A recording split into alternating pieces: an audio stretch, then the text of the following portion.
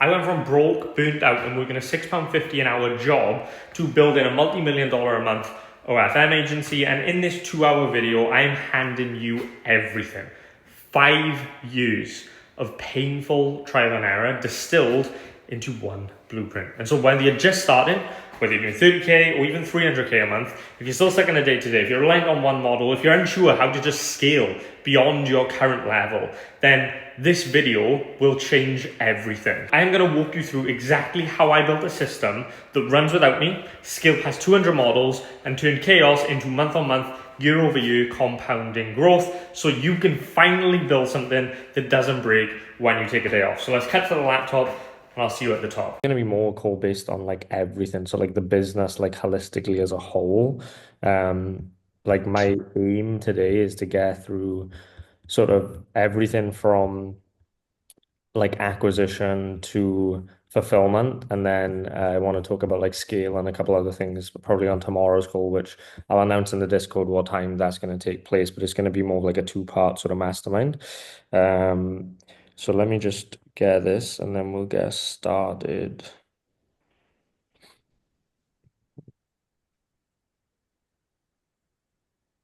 Okay, one sec. I'll also blast through a couple of these questions quickly as well. I'm not going to get through all these questions today because otherwise I'm not going to get on the mastermind, but tomorrow I can get through the rest of them at the end.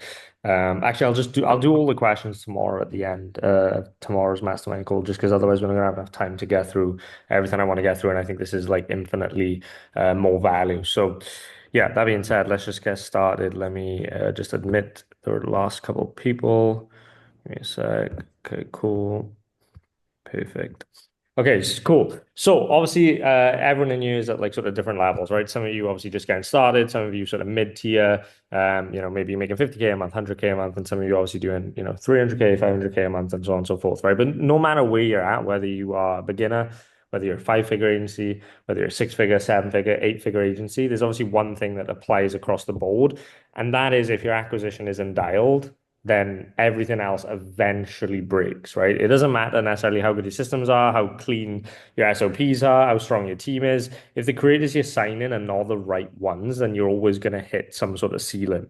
And so, like for example, there might be some of you in you that are newer that might not even be managing 10 creators yet. Maybe you've got like one or two, and deep down, you probably already know that they're not it, but you're still trying to make it work, right? And so you're putting all your time, all your energy, and effort into squeezing results out of what I would call obviously a C-tier creator, hoping that maybe if you just post more or tweak your chatting script or update your funnel or something or find this new method or wherever, something will finally click, right? But obviously the truth is you're not necessarily stuck because your systems are broken. You're stuck because your input is, right? And so this business model as a whole is leverage based, right? And your biggest point of leverage in this business is the creator. And so like you could have the best back end in the world. You could have like world-class SOPs. You could have the best chat team. You could have such a good content structure. But if the person on the other end isn't built for scale, then none of it really matters. And I've seen this like firsthand so many times now. And I've just been having these thoughts and realizations recently of like, we're not even in like the service delivery business or the agency space. Like we're in the talent scouting business. Like that's what we're in, That's when I right? get my pink takeaway. And this has Nice. been like made so much more clear to me recently, with like two new creators that we've signed that like from day one, I was like, okay, yeah, these have got that sort of it factor. And just seeing how easy it's been to just apply the exact same system to them and scale, it's just made me like sort of have like a couple of realizations of like, okay, this is really more about like the talent is more than, and I've talked about this many times. The talent is obviously the biggest leverage, right? So, like I said, I've seen this firsthand. Let's just say you've got two creators, right? Same strategy, same system, same structure. For example, for me, we've got one creator which I've showed many times, which I don't have an NDA with, which I can talk about, which is Beth, right? I used her obviously as my case study. She's doing around 50, 60K a month. And that was very difficult to get her there because of the type of creator she is. Like, not that she didn't work hard, like the inputs on her end and the system and the strategy and the structure was exactly the same as this new creator we've got that's doing like, going to do like 300K this month. The difference is like it's just the way she looks, her niche, her personality, like just who she is as the person. Like she's not like necessarily like leveraged in a sense, right? So that being said, like if you compare that with obviously the new creator we've got, she is like a fucking generational talent. And so therefore, like the same stuff that applies to her is going to make it do infinitely better. And so my point is, it's almost not it's almost not worth forcing growth with like that other creator, like Beth, for example, right? So again, in that scenario, one's capped out at like 50, 60K a month, and the other scaled past 300K a month in like 5 months and is just keeping climbing, right? And the only difference there, like what changed was not the model, not the plan, but the human being, right? Like that was what changed. And like that obviously made me realize that like we're not necessarily in the content business, we're not in the fulfillment business, we are in the talent scouting business, right?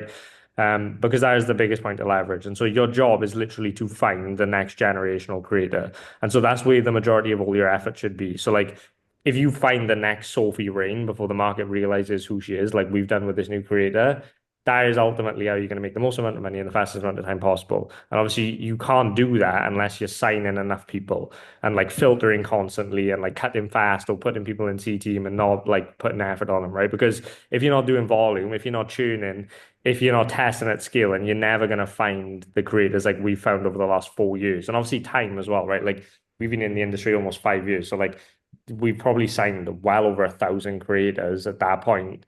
And like we've like out of those 1,000 creators, probably found like maybe 20 and real generational talents, maybe less than 10 who are like actually doing like stupid numbers.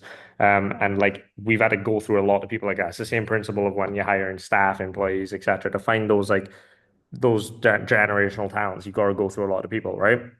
So if you're not doing volume, if you're not constantly having creators tune, if you're not like putting them in C team and you don't have a standardized process for the creators that you can't put time into, then you'll never find who, right? And so you'll stay stuck trying to turn water into wine pretty much. Like that is the best analogy.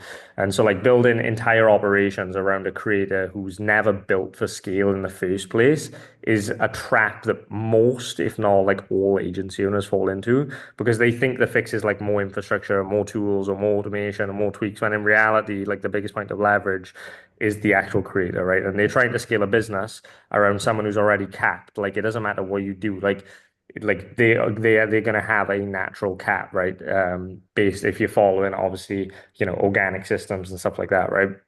Like I said, you can force them to grow and go paid and stuff like that. But then even then, the conversion's not going to be as good. So what's the point? Like if I apply all the same paid systems to a leverage creator, it's just going to go even better again, right? So like the point is in terms of like you're in at the end of the day, you want to look at it as like you're investing in businesses, right? You're investing in founders pretty much. Like that's what these models are. Like they're entrepreneurs. You're like, do you want to invest all your time and energy into someone that's like, you know, not making TikToks every day or can't like, reply to you for a week and stuff like that, right? Like it's probably not worth it. They're probably not the best bet. That's probably not the best use of your time and energy because like the only difference, like I've mentioned many times, like focus is how you win, right? And you're only as dialed and you only win as much as your ability is to focus. So like that's the key thing. So again, you don't scale by fixing delivery necessarily. You don't scale by like trying to fix like to find all these shiny objects. You really can like scale this fast just by finding the talent, right? Like more conversation. Like you scale by fixing acquisition, right? Like you don't necessarily scale by fixing delivery and having like an insane delivery system. Like you scale by fixing acquisition because ultimately I would rather have the bottleneck of service delivery over acquisition. Like I'd rather be able to sign 20 creators a week versus like having like the most insane dial service delivery, but only sign like one creator a month. Like it's just not worth it, right? Again, that's this is my philosophy on it, and this is what was worked for me, right? And obviously nothing's binary as well, right? Just to put into context. But that means you scale by fixing acquisition, right? That means more conversations, faster filtering, higher standards, and being willing to walk away quickly from the creators that are not leveraged when you're just starting out, right? Because you haven't got enough resources necessarily to like keep them and keep like you don't have a client success team when you're just starting out, right? So like you can't necessarily just go and apply like this ABC system if you're just starting out, right? Because you don't have the resources. And so like you just got to cut people fast depending where you're at.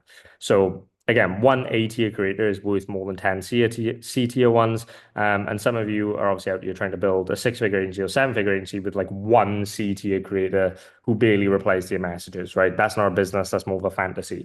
And so I want to talk about like actually ending that cycle because it is about building an acquisition system that finds the right people and the ones who are already motivated, already executing, and obviously already capable of scaling. Because once you solve acquisition, everything else becomes a better problem to solve. Um, so now we actually understand like the sort of game we're playing based on that context.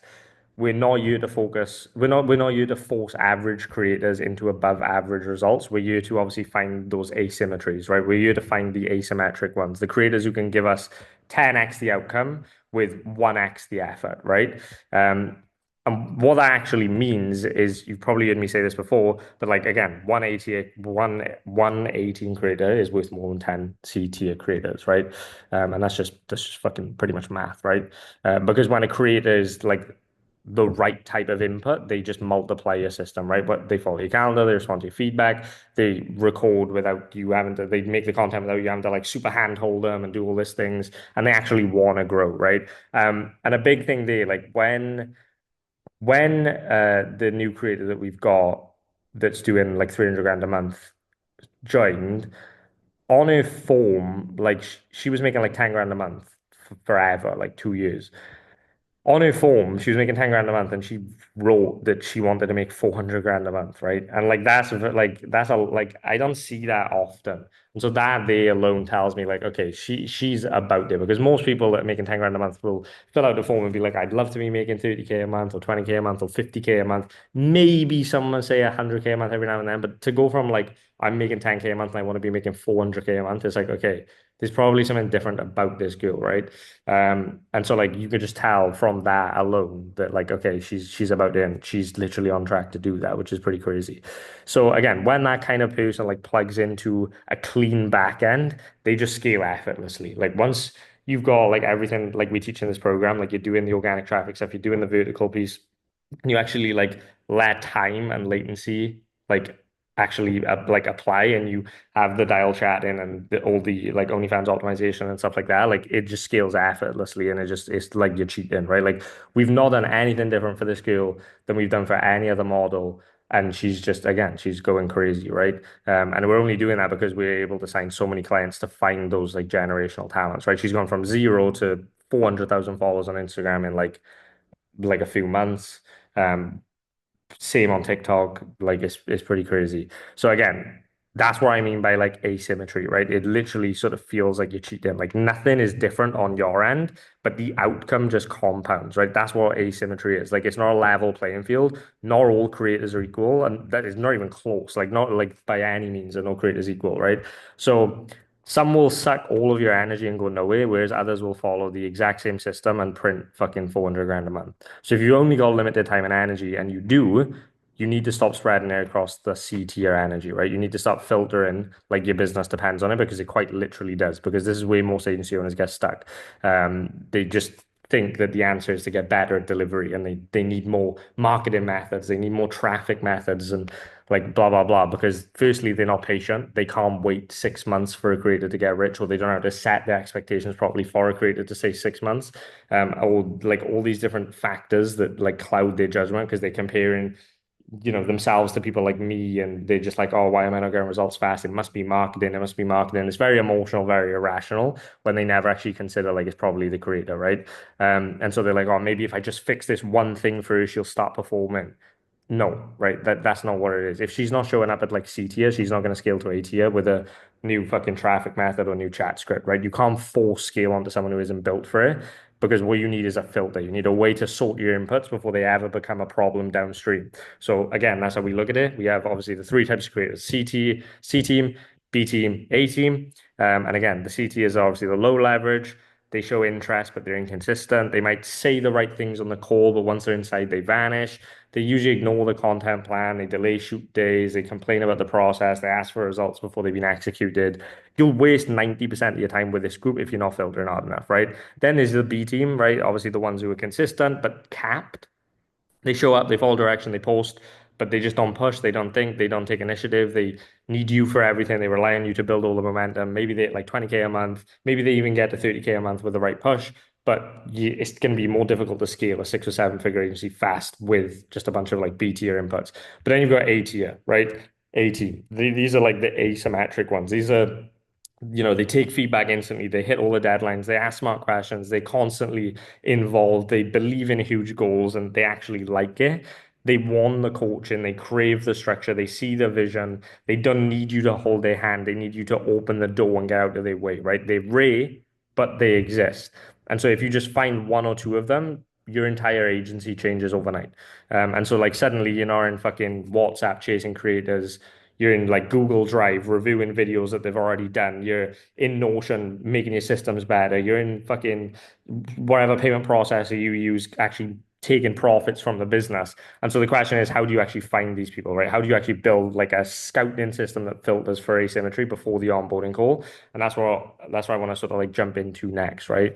Um, you usually can't, and the truth is as well, like you usually can't tell on the call because some of our best creators didn't necessarily like we didn't necessarily think they were stars. Now I've a good like sort of is I can't it's something you can't teach. Just once you've like seen so many creators, you recognize some sort of like subconscious patterns of like, okay, this skill's gonna be good. Like with the creators doing 300 grand a month right now, that's gone from 10K a month, like I literally said to Jack, like, okay, she has something special. Like I watched one Twitch stream that she did, and I was like, okay, she's got that like it factor. Like I don't know what it is. She's got it. She's probably gonna do extremely well. And obviously that's what we're seeing now, right? And so that's obviously like a part of it. But again, like you can't really tell based on the call. You have to sort of like let it play out, right? And so some of the best creators not don't necessarily always sound like stars when they joined. They did wasn't necessarily like loud. They didn't necessarily overpromise. They didn't even necessarily maybe understand like what we even did. They may have been like newer, right? But they were open. And then again, on the flip side, we've had creators who seem perfect on paper. They say all the right things. They're super hyped up. And then as soon as they join, they ghost us within a week or two, right? So I'm not gonna like sit you and give you like, oh, these are all the red flags you need to look out for. Like if they ask about results too early, they're gonna be a problem. Or if they miss the deadline immediately, like you should cut them. Like it's not binary, right? Like you don't need to predict who's great. You just need to create a process that reveals who is. That is all. That is the entire game, right? So you're not filtering for energy on the sales call and the Zoom call. You're filtering for execution in the first 7 to 14 days because all the like the real green flags don't show up in conversation. They show up in behavior. Okay, and so here's like what we're looking for. It's like okay. Can they follow instructions the first time? Can they communicate clearly without disappearing for 3 days? When they say they're going to film something, do they? That's pretty much it, right? Like you don't need them to be perfect. You don't need them to be fast. You just need to see consistency, honesty, and follow through. And that is the real signal, right? Those are the key things. You've obviously got other factors then, like their personality, their charisma, and so on and so forth, based on like that's obviously going to factor how well they actually do. Like, do they scale to 500K a month or do they cap out at 30K a month? And that's where that sort of it factor, like that just that just pattern recognition comes in once you've worked with tons of creators. But the point is to build a system to reveal that, right? Because if you sign in 5 to 10 creators a week, and you've given them all the same system, you're giving them all the same like verticals, you're giving them all the same blueprint, the same chat in the same like everything's the same. It's going to reveal after maybe a month, maybe 2 months, maybe 3 months, maybe 4 months, who's actually good, who's actually built for scale. And you've just got to let then it just becomes a game of latency, right? And yeah, creators are going to tune. Yeah, you'll fuck up setting expectations and stuff like that. But like if you're signing 5 to 10 creators a week, over a year, once you like actually account for that time delay and that latency, is not as much as an issue. You're pretty much guaranteed to find those ATA creators, right? That is key. So instead of obviously trying to just guess like who's ATA from a 30-minute call or an hour call, build a system that makes it obvious who actually is, right? Give them structure, give them short runway, and then just watch what happens once you account for time delay, right? Because some of the best creators start quiet, they don't necessarily say much. They just execute. They take ownership and they just let the work speak for themselves. And that's the ones you're looking for, right? Like this creator that we've got right now. I didn't even know we had it. Like I was speaking to Jack today. Like we signed it in December 1st, which I only found out today. So like quite literally, if I like pull up a account quickly, let's have a look. Here we go. If I just share my screen. Mm. Like if I pull up her account, we signed her December 1st, right? So just to put it into perspective, this is where like sales and set and expectations come into play and having a dial system and accounting for latency. It's like the best example I could show you. October, before working with us, with a previous agency, she did 15K. November, she did 15K. Now, these are her best months on the account historically, right? Like which is good. December, which is usually the better month for OF, she only did 10K. So like she didn't see instant results, but we also didn't promise instant results because we like obviously her IG and stuff at the time was like pretty dead, pretty terrible. So like literally December 1st, we scrapped everything, scrapped her IG, and started completely from scratch. Like she was in the gym niche, we completely scrapped everything and just did the vertical play, right? And again, it takes time when you're starting from zero, right? So, and I say time, like 3 months is a lot of time to fucking make this amount of money. But again, the world's fucked. So, right, December, first month with us, she did 12K gross. January did 9K. February, 12K. It's not looking good, right? From an agency perspective. Like most of the people would be thinking like, oh, that's like, she was making 15K and you've like lowered her earnings and she's still stuck at where she's stuck. You haven't done anything. But like we set these expectations from initial and she was just still executing. All she was doing, posting 3 times a day on IG in the verticals we gave her, Omegle, like the car talking videos and like skits. And then she was also doing the same on TikTok and posting 6 times a day, right? So she was making 180 pieces of content a month. And we said, look, just follow this blueprint. December, January, February. In February was when I like found out that we had this creator because she was starting to get some level of like momentum. And I watched her Twitch stream when Jack came over to my house on accident. And I was like, oh, who's this? And he was just like, oh, this new creator. I think she looks good. And I was like, okay, yeah, I agree. She has potential. And then March, boom, she did $69,000, right? From 10K. Most people don't wait that long. Like that was the exponential growth curve. Like that was when it hit, right? So this is when nothing, we didn't change anything. Nothing happened. We're still doing the same shit. It's just now the compounding effects worked, right? But most people don't wait this long, or most creators would leave after the first month, 2 months, 3 months when they're not seeing results because you didn't set expectations properly, you didn't sell them correctly, you didn't have good like customer success and so on and so forth. But imagine she left in February, or imagine we gave up in February because we are like, oh, she's just fucked. But she kept executing, boom, 10K, 9K, 10K, 69K, and then already this month 208K, right? 208K this month alone. And again, when we still got 10 days left of the month, right? 40 something K in subscriptions in the last 30 days. So that is like the point that I'm trying to make, right? And she's going to continue to just scale and scale and climb um with that sort of level of growth, right? So give me a sec. Let me just load this in. Let me go plug my MacBook in quickly because it is going to die. 1 second. But yeah, the point being, like, that is the point of leverage, right? And, I could show you another creator that we've signed that we applied the exact same stuff. Like, she does the same inputs every single day, and the output's different just based on the type of creator she is, right? And that's where the creator obviously plays an effect in that.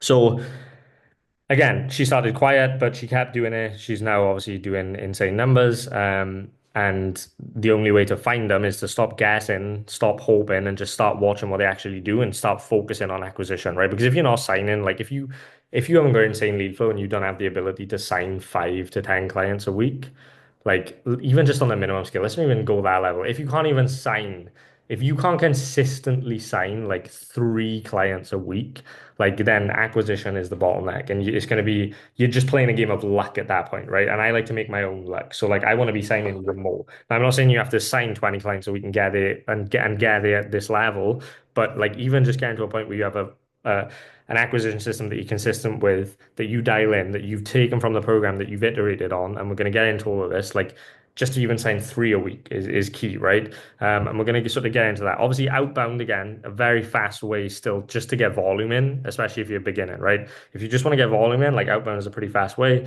Um, But obviously, most people obviously mess that up, just sort of treat outbound like a sales pitch. I don't want to go too deep into this specific stuff on today's call. I just want to give sort of the philosophy and the overview of like what I'm thinking right now, what I'm seeing, and then we can continue this on another call. And obviously, all the outbound, inbound stuff's in the program anyway. But obviously, most people do mess up outbound. They treat it like a sales pitch. They try and convince the creator to work with them in the first message. But that obviously, as you guys know, if you've been through the program, if you're new, obviously maybe not.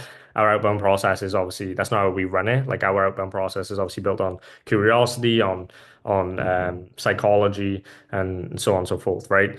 You're not necessarily trying to close, you're just trying to spark interest, spark attention, and qualify interest, right? So again, you can follow our systems in the program, but iterate on them, like I've mentioned a million times, don't copy them. And then from there, you obviously go to your funnel, to the booking link, wherever you're doing there. Um, if obviously they're not responsive in outbound, you keep following up until they are. And outbound only works if you're volume based and emotionally detached, right? You want to be tracking touch points, follow-ups, responses, call books, close rates, like a real sales org. Like you want to have that dialed and you want to be tracking. If you're inconsistent with it every now and again, it's not going to work, right? You need to build a system. If you're inconsistent, ask why. Can you replace yourself? Can you hire someone? Like you need, if you haven't got a single acquisition system, you're never going to create predictability and reliability. But if you're betting on yourself, if you're a solo founder and your only acquisition system is outbound and you're doing it all yourself, like you need to either make sure that you hit there and set a time frame of like, okay, I'm going to spend the first 4 hours of every day. That's how I used to do it. Like when I started, like I'd figure out what's the biggest bottleneck in my business, and then I would literally the first 4 hours of every day just only do that and nothing else. Because then I knew I'd do it every day, and that's where I created the predictability. Otherwise, you hire someone to do it for you, right? Obviously, then you've got inbound as well. In my opinion, that is the greatest leverage on our time. I know there's people in this program, including myself and even past clients, that just one YouTube video that they've made, maybe like a 2 hour video. One client we had made like a 2 hour, 2.5 hour video, and it went pretty like sort of viral in the space.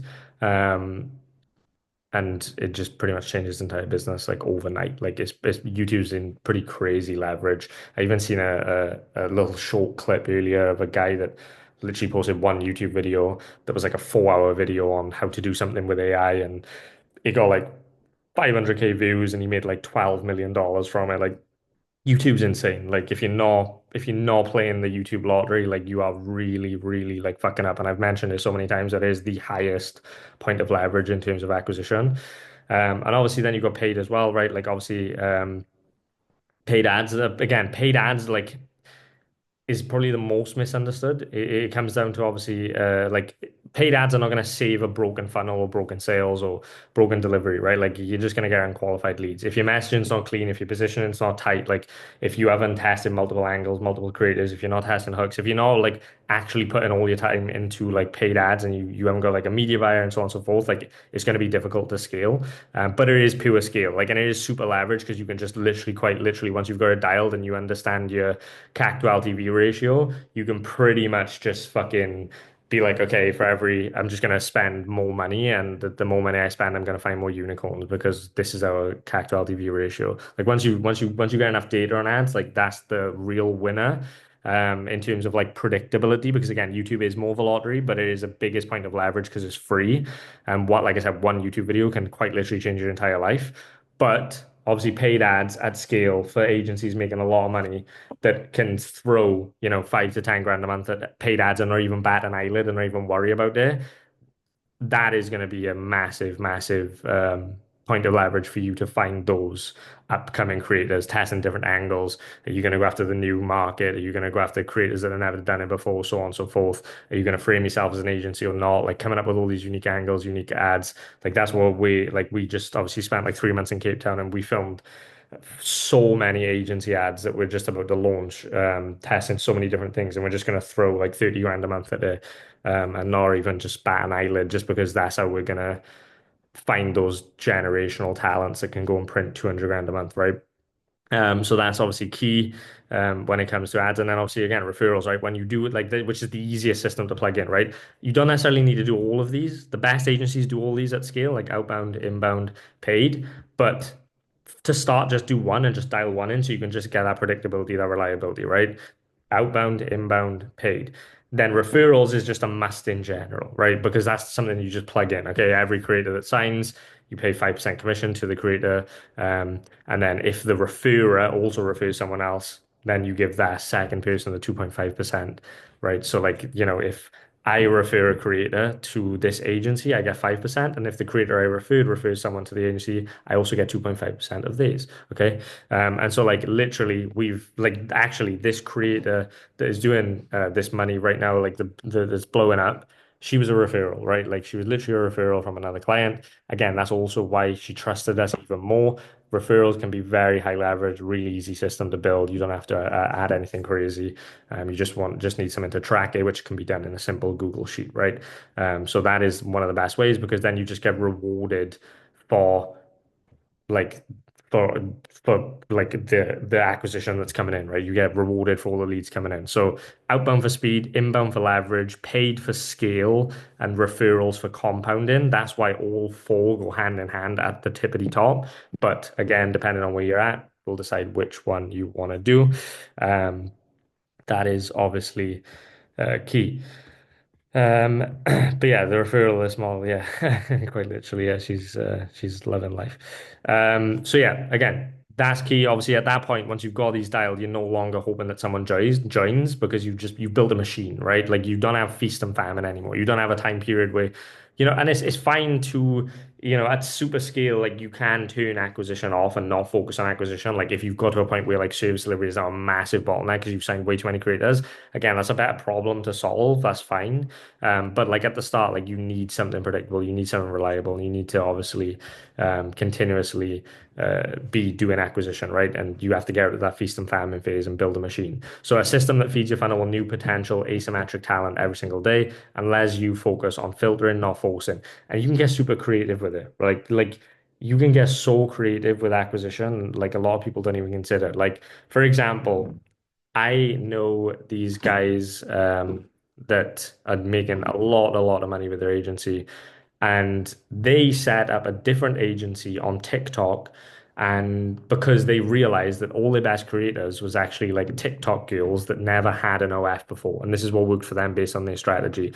And so they set up like a TikTok like creator agency to pretty much get creators into their funnel. They made a Discord, and these are just regular creators, not OF creators. And pretty much the pitch is like, oh yeah, it's like a TikTok agency, and we're going to show you how to make money as TikTok creators by doing TikTok shop or by going live. They were attracting in all these beautiful girls on TikTok that understood like, these 18-year-olds, 19-year-olds that understand the humor of the internet. They understand the brain rot stuff. They understand like they want to be influencers. Like they grew up in a generation to like they want to be famous. And they realized for them that was their ideal client. And so they started up an completely entire separate agency just to just to get thousands and thousands of creators. And the point of that was to funnel it through their OF agency because their OF agency was where they were making the most of the money. So they were making like, 30 grand a month with this other like creator-based agency, but they didn't really care about that. They wasn't trying to make money. They was just using it as a marketing play, as a funnel, as a lead magnet almost to get a bunch of creators in and then softly sell them over time on like, oh, by the way, you're making money with like TikTok shop or TikTok live or wherever.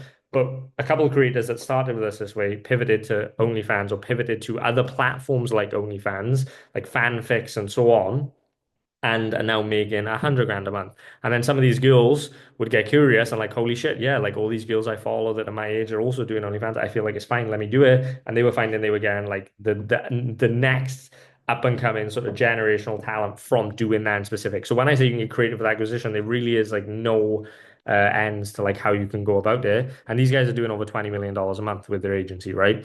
And so that like you can really, really sort of like get creative. So once you've got that, once you've found that sort of asymmetric talent, that once you've got like leads coming in, that's gonna like let you focus on filtering and not just forcing it, right? Like if you've got leads coming in every single day, which you should have leads every single day. I don't say you have to sign clients every day, but you should have leads coming in every day. Then you're no longer worried about like forcing this one girl to grow and worrying and putting all your time and effort into it. You're just focused on filtering, right? And you just focus on running the same system, same play for every creator and seeing who works and seeing who doesn't work and not being emotionally attached to it. Because then that's when you've obviously like really start to like build the machine.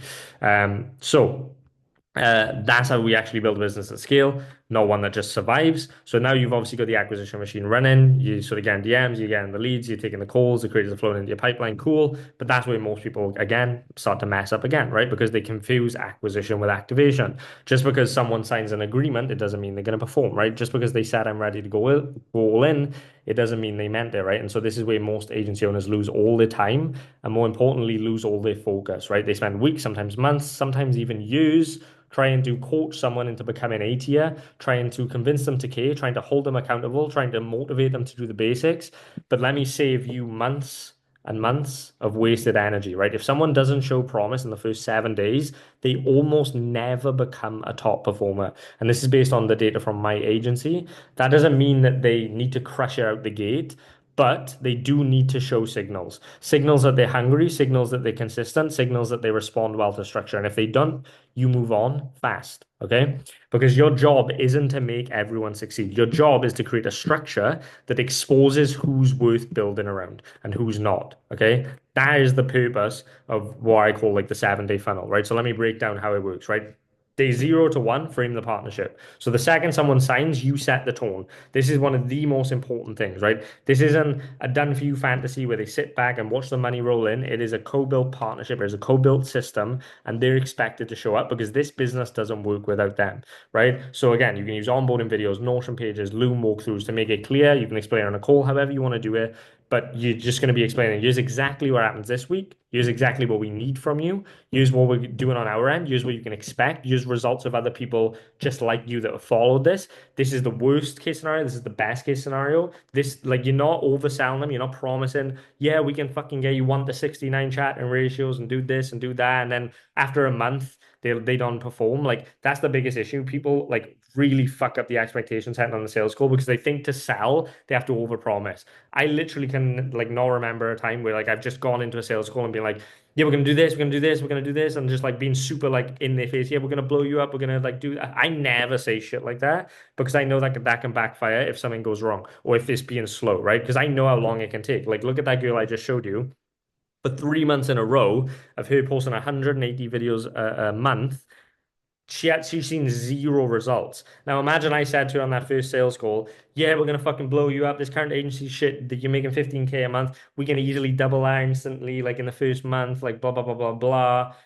Imagine then that first month she made 10K, and then the second month she made 9K, and then the third month she wouldn't have even made it to the second or third month. She would have just left immediately, right? But because I said, look, this is what the path looks like, it can take this amount of time, especially because with you, we have to start from scratch, blah, blah, blah, blah, blah, as an example. Like, that's what was said to her on the sales call. I obviously didn't personally take the sales call with her, but that's how the sales call would have went because that's how our sales process is set up. Like, her expectations were set and she trusted the process and she let time delay she let her account for time delay and boom, like she's making this amount of money, right? So again, setting expectations clearly isn't even just a thing for you. It's you helping the creator beyond what they can even imagine. By you setting their expectations properly and selling them properly and not over promising, you're actually benefiting them when they're benefiting you. Because if I didn't set this skill's but not me, but if my sales rep didn't set this skill's expectations properly, she would have left in month 2 or 3 and she'd still be stuck at 10K a month. Then I don't help anyone, right? So again, creators don't get frustrated when they're informed. They get frustrated when they're surprised. Okay. And so that is the biggest key. Okay. That is the biggest key. So that is like the day 0 to 1 frame in the partnership. Day 2 to 3, you're giving them clear deliverables, right? We don't check in with creators and hope they stay active. We give them specific trackable tasks. Okay, we need you to, for example, this is an example, right? Record 3 videos using these angles or using these based on the ones you've done or using these verticals wherever. We need you to submit all your OF assets to us, your customs, etc. We need you to fill out the onboarding form. We need you to upload your first 10 pieces of content, blah, blah, blah, blah, blah, wherever it is, right? These are just examples, but we're setting specific trackable tasks.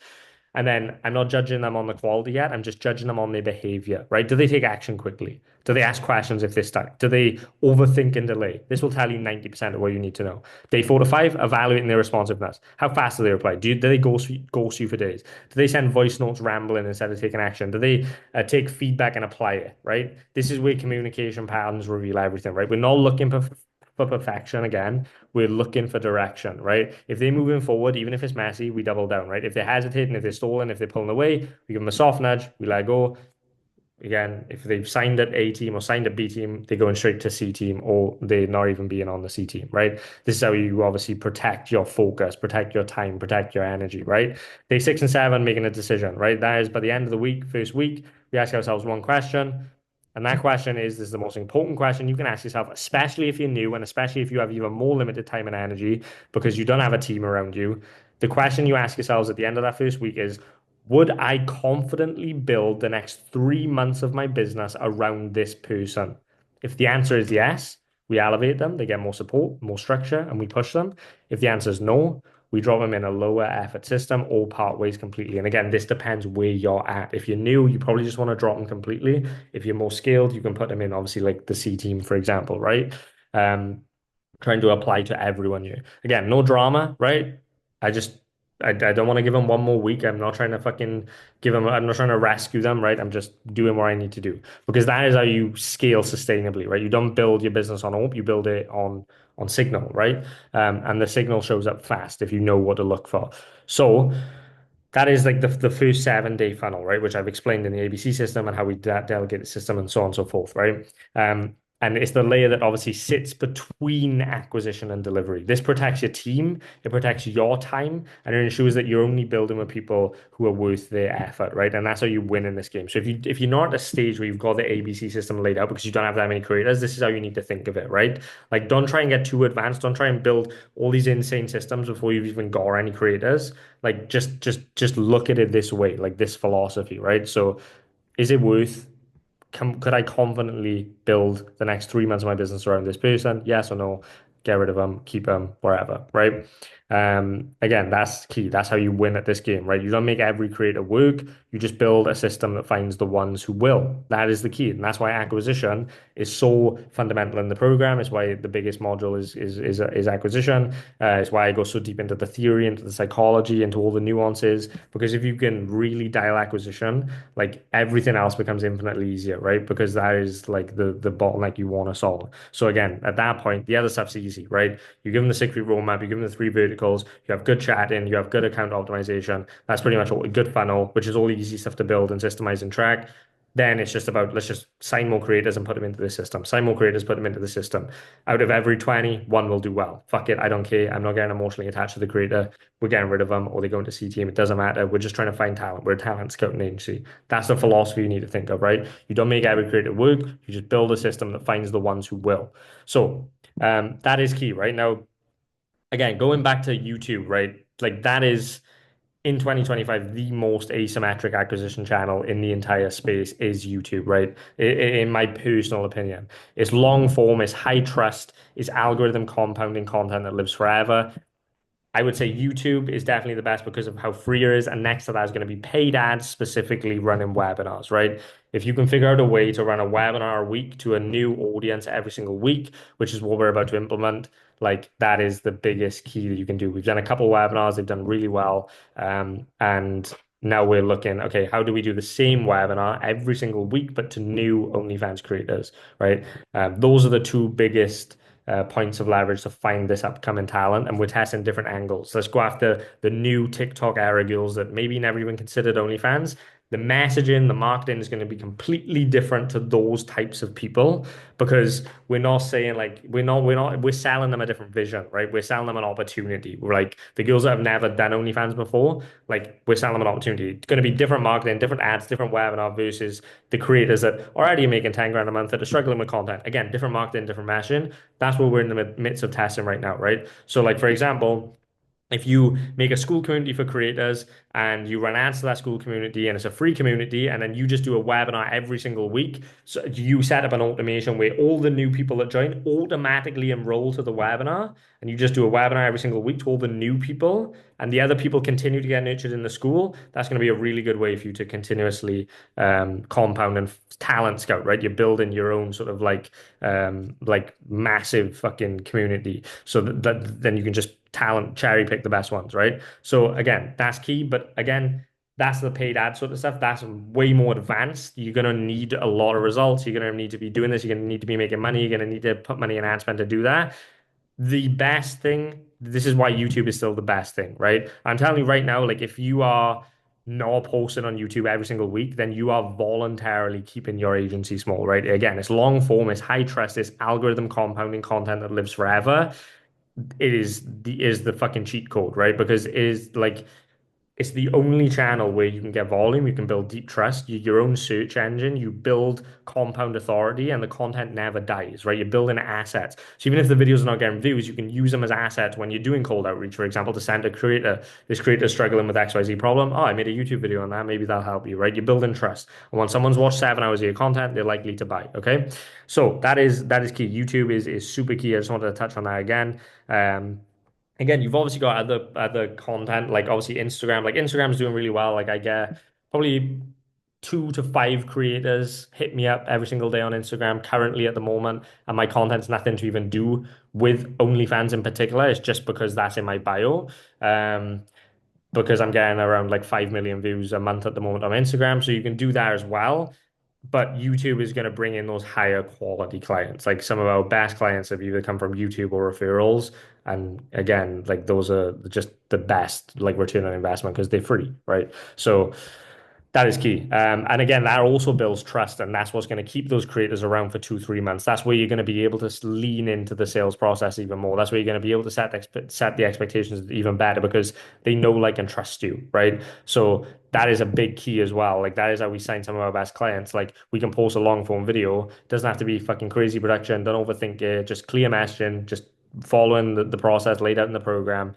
The video gets published. Some creators find it, some watch it, they see themselves. By the time they book a call, they're already sold. That is leverage, right? It doesn't take money, it doesn't take crazy volume, it just takes the framework of creating YouTube videos, right? It's clarity, proof, consistency, right? Like you're calling out the specific pain in the dream state. You're showing the before and after of a creator you help, for example. You're showing different things. You're showing the mechanism. You're then making the call to action. You're not necessarily like fluff. And again, with YouTube as well, if you want to get a big head start, if you actually go and provide a fuck ton of value, like for example, if you go and spend the next week making a 2 to 4 hour long video that is like super tactical but sells the transformation for OnlyFans creators of stuff that they can implement and do, and then calling out why agencies suck and how you're not an agency, you do XYZ thing and blah blah blah. And you actually think of it and you spend a week, 2 weeks on one YouTube video and it's like 2 to 4 hours long, that will find their audience and you will see a return from it, right? Like you don't need 1 million views. You can literally get 3,000 views.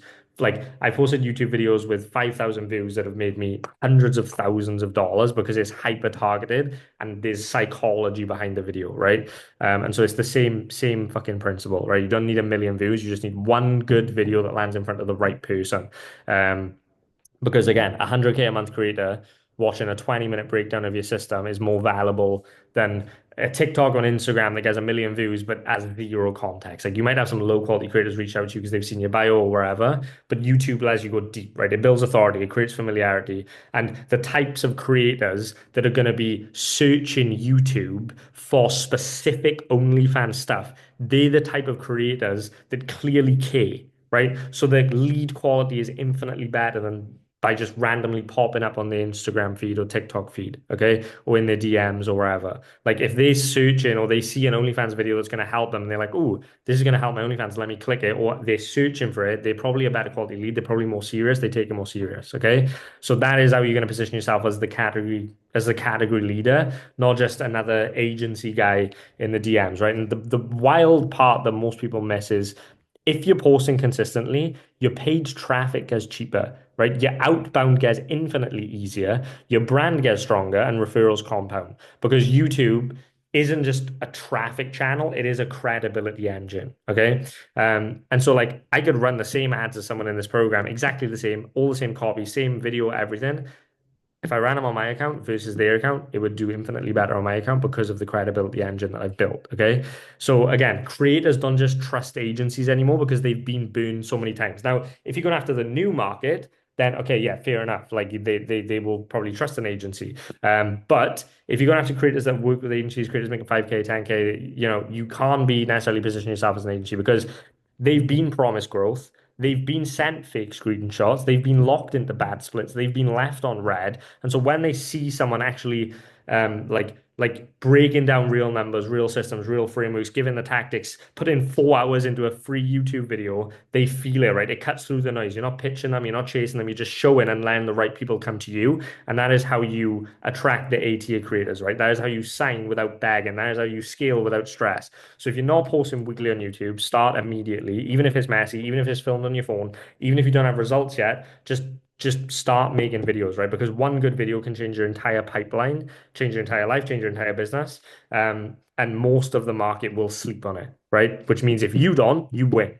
And that is key, right? Most of you are killing your own pipeline without even realizing it by using one word as well, right? And this is key. Like I'm gonna give you something subtle here that's like probably don't realize, but most of you are literally killing your own pipeline without even realizing it by using one word. And that one word is agency, right? The second that any creator that's been doing this for a while, that's worked with agencies, that's been burnt by agencies, the second a creator uses that word, their walls instantly go up. And no matter what shiny object you're telling them and what mechanism, unique mechanism you got and what offer and what like amazing thing, the second that they use your agency in this current market today, like fucking 22nd of April 2025, their walls go up and they associate you with every other agency, regardless of how you're positioned, right? The only way you separate yourself from that is YouTube, but even smarter, do YouTube, but don't position yourself as an agency, right? Think of your unique thing instead, right? You can do all the same shit as an agency, but you don't have to position yourself as it. It's all about the framing, right? And it's not, the walls don't go up, not because you're bad, not because your offer doesn't work, but because they've been burned. And that's all that matters. You're not going to change that, right? So they viewed before, oh yeah, I run an agency that's helped girls grow on OnlyFans, or we'll blow you up on TikTok, or we'll do these chatting ratios, or we'll do everything for you. We'll do chatting, we'll do content, we'll do growth, we'll do literally everything. They viewed it from 10 other people this week, right? And most of these people were fucking kids with no infrastructure, watched a few videos, ripped someone else's offer, and started DMing creators like they had something real, right? And so now it's got to the point where the word agency is poisoned, right? And that's good. That's a fucking good thing for the people that realize it, the people that understand marketing, the people that understand psychology like me. The reason I've been doing so well is because I understand all this shit and everyone else doesn't. And it's because I've been in the game for long, right? The word agency, it doesn't, when I first got into this industry, agency was like I shit you not, if you message a creator on Instagram saying that you was an agency, they would be like, oh my God, an agency's picked me. Holy shit, this is insane. I get to work with an agency. This is so cool. That doesn't happen anymore. They're like, fuck agencies. I've been burnt, blah, blah, blah, blah, blah, right? Because it's just a buzzword. It doesn't mean professional. It doesn't mean we're structured. It means, what it means to them is you're about to waste my time and probably lie to me, right? And the part that stings about that is the better you actually are, the more you get lumped in with everyone who isn't. So it doesn't matter how good you are, it's how the market perceives you, right? The market doesn't evaluate nuance. They evaluate based on association. And so if your brand smells like a generic agency, you get treated like one. No matter how good your back end is, no matter what fucking results you've got, like that is it, right? So the shift is stop selling like an agency and start positioning like a partner with a process or like someone that does something different, right? Because that's what you actually are, right? And so you could frame it in, and you can specifically call out like, look, we're not an agency. Like let me have I got my I literally did this the other day. Let me see if I can find this quickly. There was I just happened to see it. I barely go through my Instagram messages because I've obviously got status on there, but like some girl messaged me the other day and she said she reached out to me. She said this was her initial message. So what do you do differently to other agencies then? What's your strategy to gain big money coming in? At the end of the day, it's just potluck unless you have access to sugar daddy websites or something. I instantly replied and just said, "Win our an agency." And then I said what our unique mechanism was. I'm not going to tell you because you will all just go and copy and it's not going to work for any of you. Come up with your unique mechanism, right? You're not running an agency. I just said, we're not an agency, we're blah, blah, blah. And then she went, what does that mean? And then I said, it means you don't have to depend on a bunch of incompetent children running agencies to get you results and have shitty Filipino chatters on your account, but instead rely on a proven, reliable system that we can just plug you into where you get results. She said, wow, sounds so much better than what most people say. So what do you do instead? And then I just carried on the conversation, blah, blah, blah, blah, blah. And then that was it, right? Like got on a call, so on and so forth, right? But the point is, I instantly called out what she's used of urine and went the complete opposite route, okay?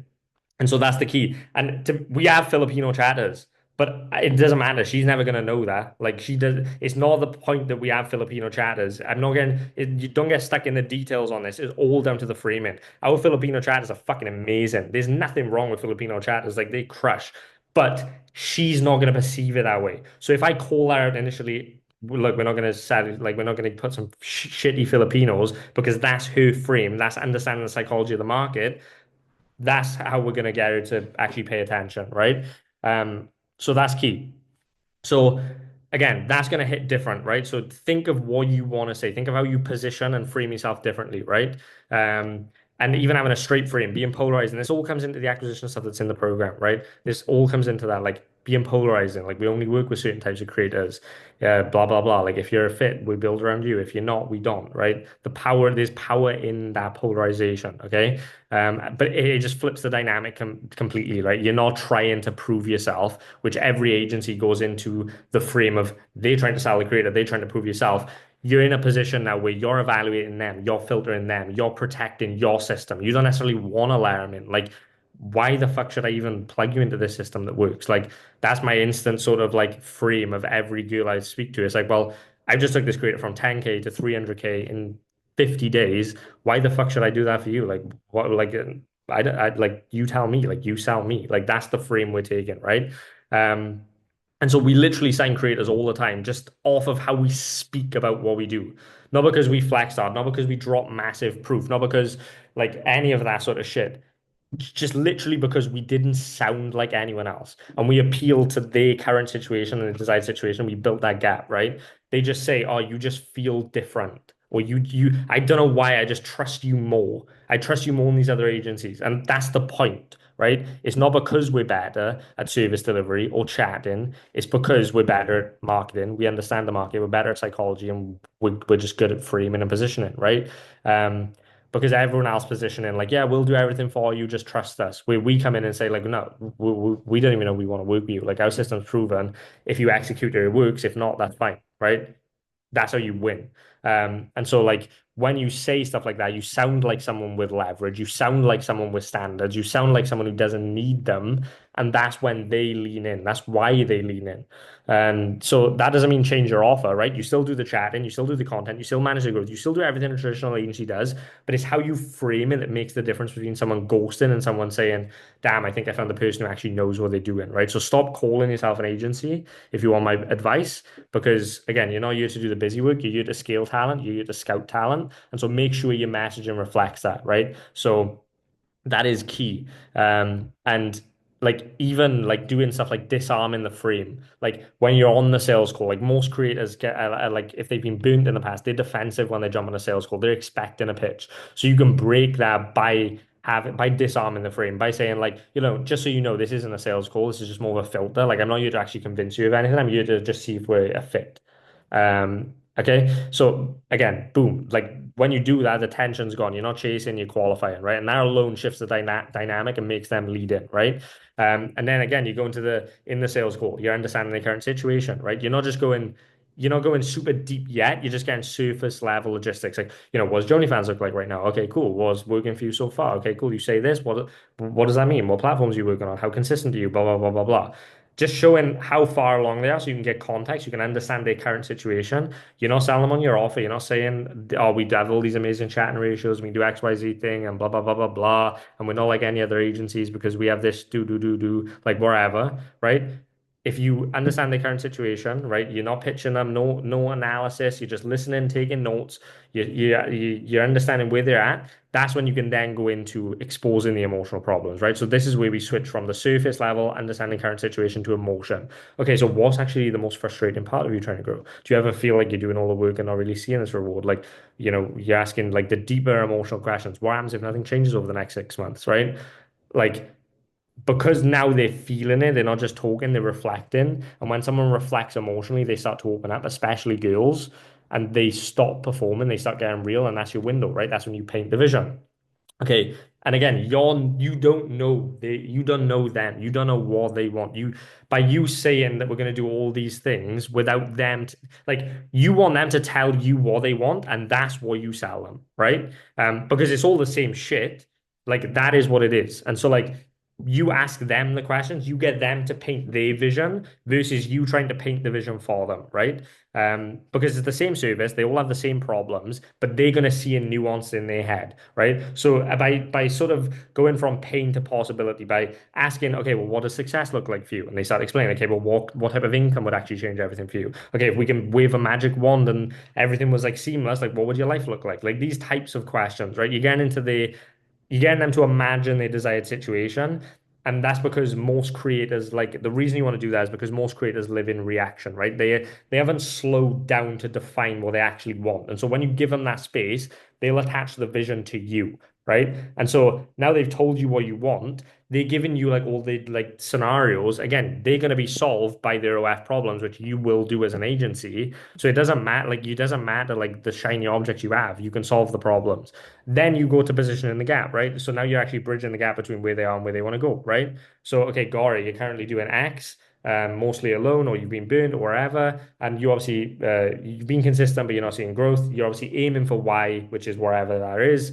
And so it seems to me like the gap in between is XYZ thing, right? So like if they've been telling you like yeah, for some reason like I've just never been able to like dial in like the I've never like been able to dial in the content, like I'm making all this content and it's not working and blah blah blah. You like hone in on that and you don't necessarily have to worry about anything else. If you can build the pain and the gap around the fact that content is their problem and then you just sell them the solution on that, you don't have to fucking talk about chatting and all these other things, right?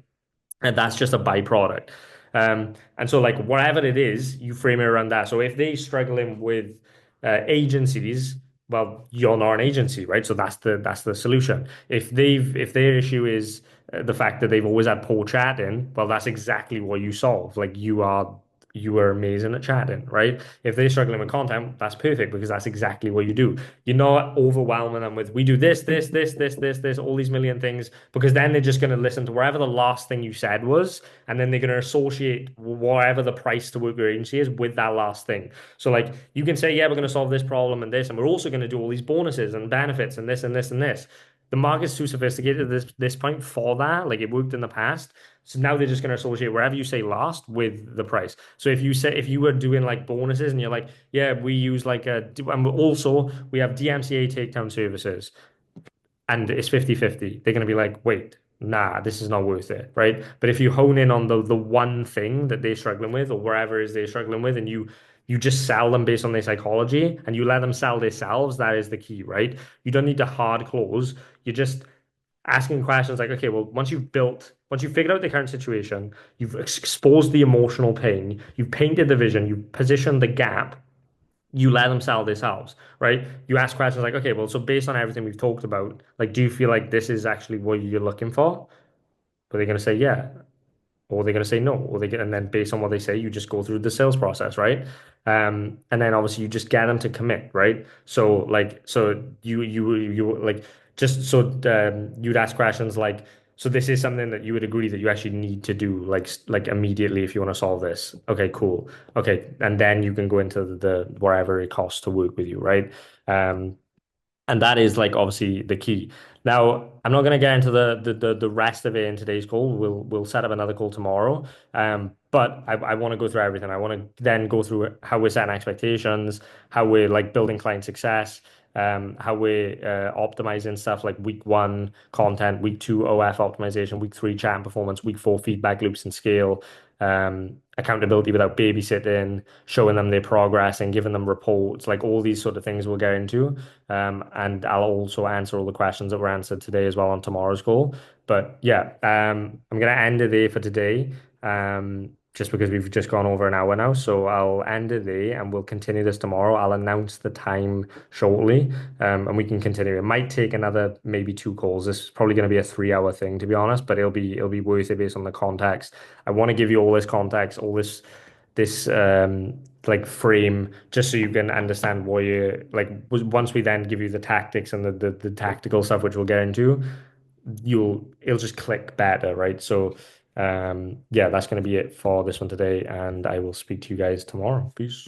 So, recap from yesterday's call. Obviously, yesterday we went over the number one bottleneck that most agencies is in delivery is acquisition. And we talked about you're not stuck because your system's broken, you're stuck because your inputs are. We talked about how most people are trying to scale with one to two low leverage creators who are not actually built for growth. We talked about you don't fix that with SOPs, but you fix it with filters, with volume and standards. Um, I obviously mentioned about, you're not in the content or fulfillment business, you're in the talent scouting business. We talked about A tier versus B tier versus C tier. We talked about you don't need to guess who's A tier, you need to build a system that reveals it. We talked about obviously acquisition machine across four channels, outbound, inbound, paid, referrals. Obviously in specific scenarios, so outbound for speed, inbound for authority and leverage, paid for scale, referrals for compounding. Talked about stop calling yourself an agency, because that word's obviously like poisoned and it creates resistance. Talked about the creator that you sign isn't the same one as you scale. Not building your business on hope, building it on signal. And if they're not showing signs in the first 7 days, then just move on. And obviously, finished with YouTube is the most asymmetric growth channel in 2025, and started to touch on the sales process from okay, now you're not positioning yourself as an agency anymore. You've got the outbound stuff dialed. You understand this frame of mind that I talked about on yesterday's call. And then we started talking about the sales stuff. So I'll start by just re-going over some of the sales side. Just to be clear, like obviously once you've got everything dialed in and you're able to sign those creators and you become in a business that has lead flow, obviously you don't need to change your offer even though you're not positioning yourself as an agency. You're still running the content, you're still handling the chat, and you're still managing the growth. But obviously, if you want the higher level creators to see you differently, then you've obviously got to start positioning yourself as an agency and start selling like someone who actually has a process that can help them in particular, right?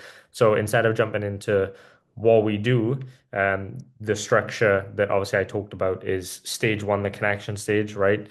So this is obviously like how you're actually going to be conducting everything moving forward, right? So like when you're not positioning yourself as an agency anymore, you've got your unique mechanism. You're selling the person on what the person wants, right? So again, stage one of your sales process, and you want to be taking notes on this if this is not your current sales process, um, is the connection stage, right? So this is where you calm, it's low pressure, like low pressure tonality, you're setting the frame, and that is where you're on the call. And you can use this sort of process for converting people in DMs as well, because it is similar, like it's all psychology, right? So stage one is always going to be that connection stage, right? So instead of you jumping on a call and just starting to pitch straight away and tell them what you do, yeah, and again, the power in this is when you're not positioning yourself as an agency, right? This is how you really separate yourself and you get the girl saying like, wow, this feels different, or you guys seem completely different. And they won't even realize that you are an agency, even though you do the exact same things as an agency and the offer can be exactly the same. The way you carry out this process, the way you set the frame is they're not going to realize that, right? Especially if you've done everything beforehand as well, like the nurturing and the marketing process from YouTube videos and so on and so forth, right? So again, stage one connection stage, this calm, low pressure tonality set in the frame, right? Something like, hey, Laura, this just to go over this call's like pretty casual. It's just for me to understand like where you're at and whether we can actually like help you. And if we feel like this is going to work between us, then we can potentially talk about the next possible steps. Does that make sense? Or would that help you? That's going to create that sort of like internal safety and positions you as the authority, not the chaser, right? Um, then you have stage two, which is going to be that engagement stage. So this is where you, again, talk about those situation questions, right? You understand what they're doing now without judgment. So, for example, walk me through it. What are you actually doing at the moment to grow your OnlyFans or to grow your Instagram or wherever the problems are, right? Are you posting on TikTok? Like you can use in the situation questions, like you'll have a basic understanding depending on how they've came through, like if they filled out a form, if they've been set, like you'll have some more of an understanding. So it's just getting more clarity on that, right?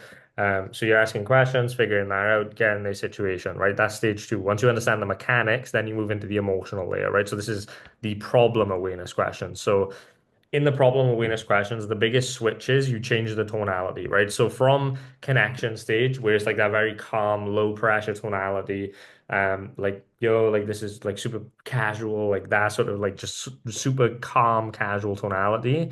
When you get into the problem awareness stage, this is where you have like a, almost like confused or like skeptical like tonality, right? And that's what like makes them reflect.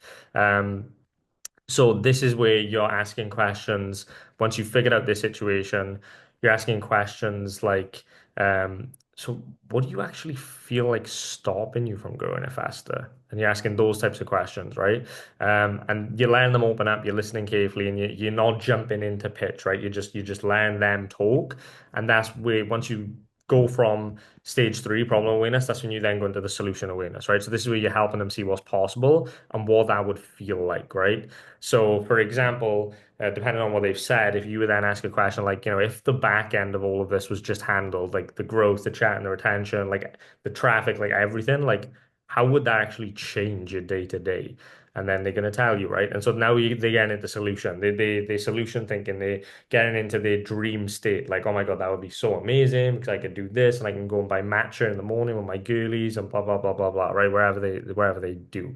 And this is where you let them emotionally attach to the outcome and then they connect that outcome to you, right?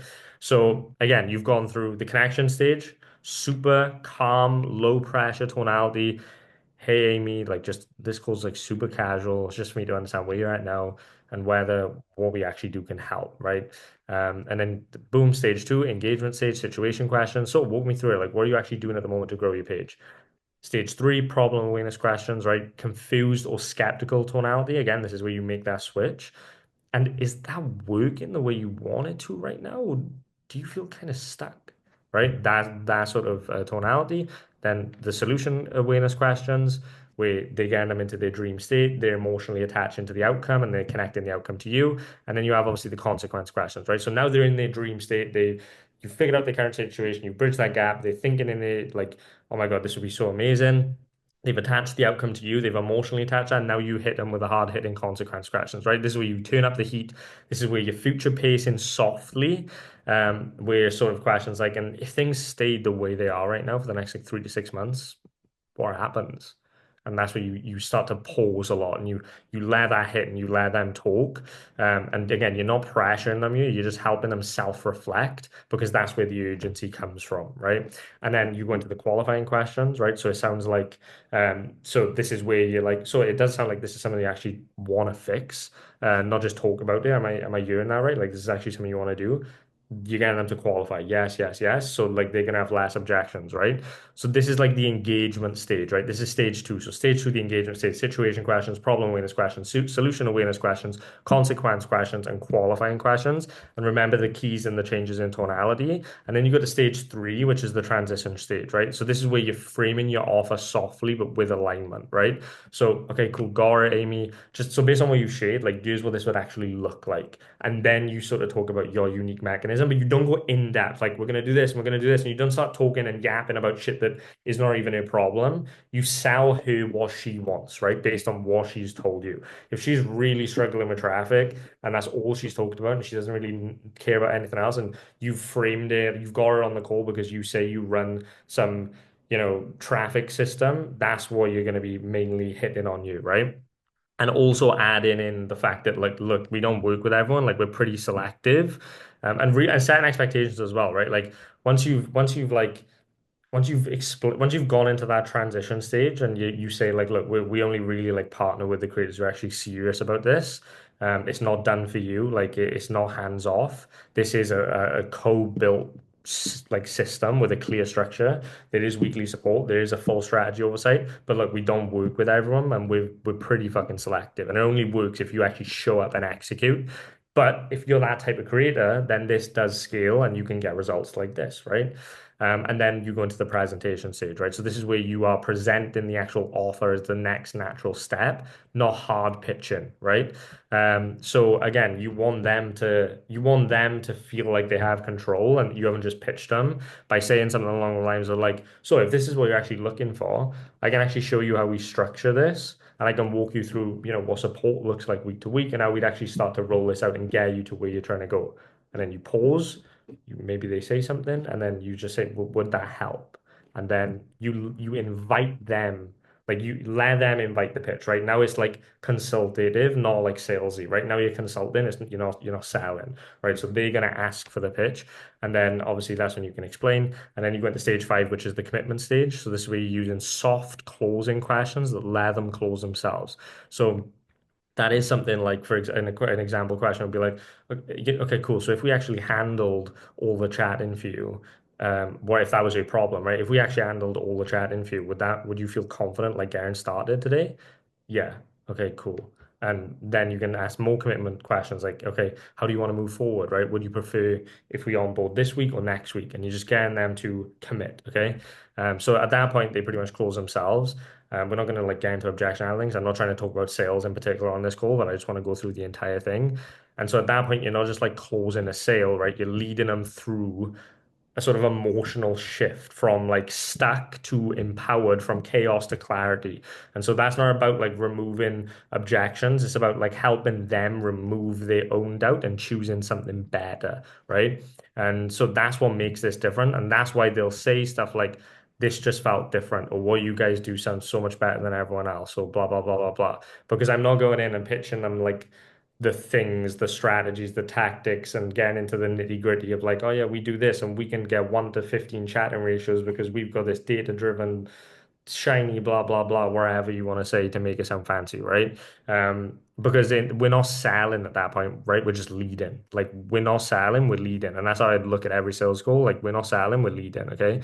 And we're leading them to make like a better decision. And again, you really want to set expectations throughout this call a lot. Like, for example, like before they commit, like just saying stuff like, just so we're clear, like, look, this isn't a done for you sort of thing. Like, we'll give you the structure, we got the systems, and we'll give you the support, but you are still responsible for showing up and doing the work.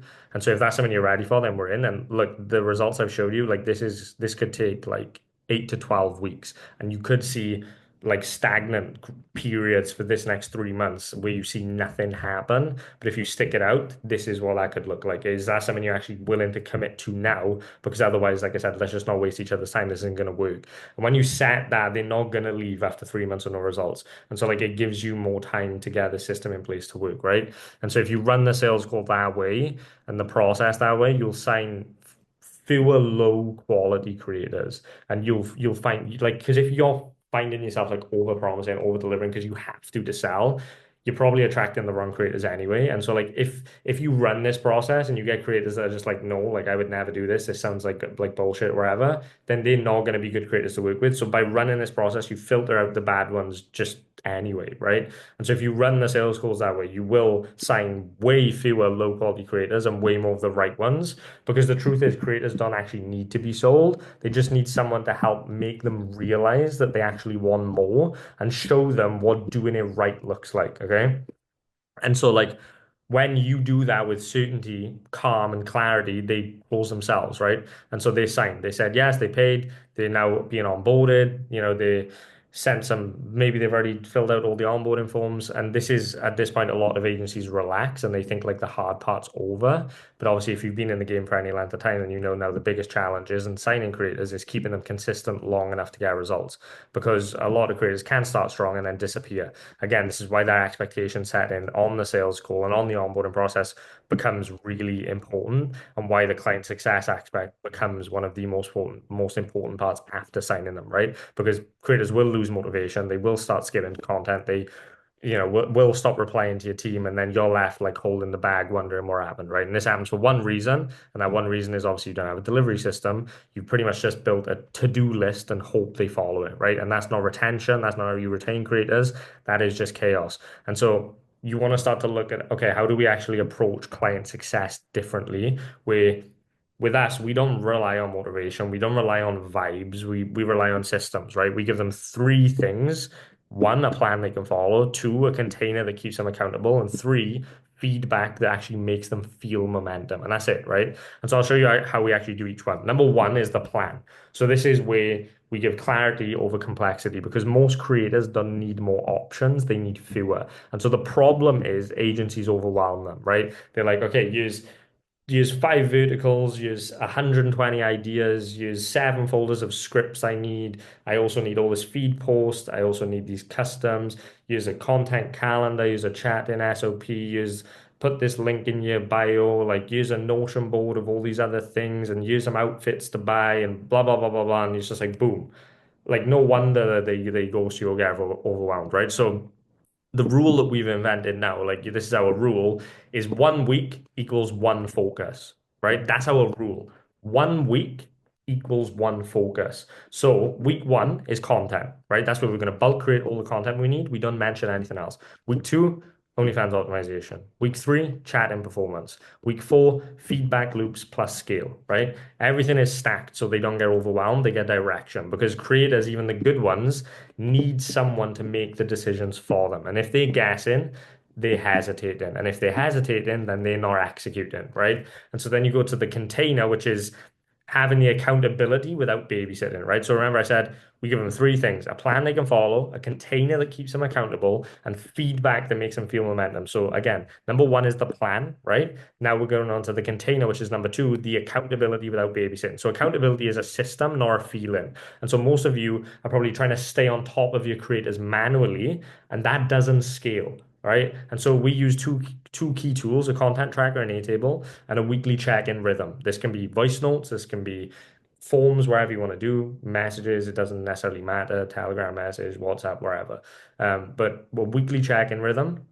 So every Friday, we send a three-question pulse check, right? This takes 90 seconds, super simple. And that three-question pulse check is what went well this week? What didn't get done and why? And then what are we committing to for next week? This takes them 90 seconds, but it tells us everything we need to know. We know who's slipping, we know who's pushing, and we can adjust the plan before it becomes a problem. And this is how you actually run client success at scale without needing to micromanage. Okay. So that is the container, right? So we got the plan, we got the container, and then we've got the feedback, right? So showing them that they progress. And this is one of the biggest, most important ones. So pay attention. The reason most creators quit isn't because they're failing, it's because they do not feel progress. Especially with the organic stuff, like it can take time, right? Like I showed you the creator yesterday, 3 months of just repetitive posting 180 times a month and seeing no results, right? Like if we hadn't run this system, if we hadn't shown them that they're progressing, like by doing these little things, she would have still like had doubts. And even though we set expectations and all this, like would have still had doubts, right? Because when you are starting to do the work and you're seeing nothing, it's just more of a case of like, well, they said this was going to happen, but holy shit, like I didn't think it would be this hard. Like I'm spending all this time creating all this content and I'm seeing nothing from it, right? And so that's why most creators is quit. It isn't because they're failing, it's just because they don't feel progress. And so like you could literally be on track to hit an exponential growth curve and go crazy, but if it's been quiet on your end for 2 weeks, then they'll just assume that you're stuck, right? Like that creator could be on track to have the biggest month, but if it's been quiet on your end for even a week, 2 weeks, they'll assume that they're stuck, right? So we need to actually show them the signals, right? Just little messages. Hey, your OF conversion rate jumped up by 15% this week. Like how amazing is that, right? Oh, this reel hit 20K in under 3 hours. Like, let's repost her on trial reels. Or, oh, your average spend per fan is up $4.80. This new script is working. Like, good work, right? Just little things, like small signals, fast feedback, clear momentum, right? Because that creates emotional ROI, which is just as important as the revenue in the early stages because they feel like it's working, right? These little incremental improvements, they now start to feel like it's working. It's only a matter of time before you hit that, exponential growth curve that we were talking about, right? And they actually then stay long enough for it to actually work. If we didn't do this with this last creator, she probably would have left in like month 2 or 3. But because we did this, she's now making 300 grand a month, right? So it's not just beneficial for you, but it's beneficial for them as well. So like you have to do this. This is like the most important thing. And this is how you actually retain creators, right? Not with hype, not with hype calls, and not with cheerleading, but with right structure, simplicity, and signal, right? So you retain them with structure, simplicity, and signal. Don't try and overcomplicate client success. Just keep it simple. Those three things, right? That's all you need. A plan they can follow, a container that keeps them accountable, and feedback that makes them feel momentum. Okay. So you pretty much just you show them what to do, you give them the containers that hold them accountable, and you make sure that they feel in the progress even when it's early. If you do that, they'll scale, right? Like they won't just stay with you, they'll scale if you do that. And so now obviously the creators onboarded, they're executing, they're sending content, they're consistent, cool.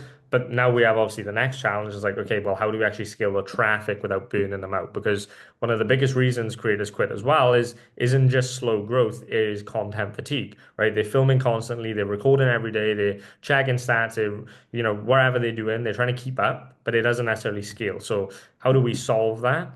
The solution is pretty simple, right? We systemize content volume without relying on the creator. So I'll break that down for you, right? It starts with trial reels. Okay. So trial reels are probably one of the best organic unlocks in the entire game right now. Even for my personal brand, like we've got like 5 million views in the last like 10 days just from trial reels because they let you obviously repost a creator's content across like many times over, right? Like I literally posted this video on my personal page. Well, I didn't, but my creative director did. Like posted this video on my page because we just knew it had like viral potential. And he posted it, and he must have posted it maybe 90 times. And on like the 88th one, like it actually just randomly started popping off, but the other ones like all flop pretty much.